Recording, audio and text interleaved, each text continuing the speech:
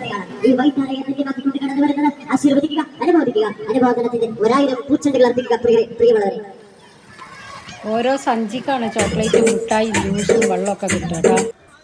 ഐഷുവിൻ്റെ ഉമ്മമാൻ്റെ കുടിയേക്ക് പോയതാണ് കേട്ടോ. കോട്ടക്കൽ പറങ്കൂച്ചിക്കൊക്കെ പോയതാണ്. അപ്പോൾ അവിടുത്തെ നബിദിന പരിപാടിക്ക് റാലിയിൽ കൂടിയതാണത്. ഇതാ ആങ്ങളെയും ഐഷു ഇതാ വരുന്നേ. ഐഷുവിൻ്റെ ഉപ്പപ്പയാണ് അവിടുത്തെ. ഇതാ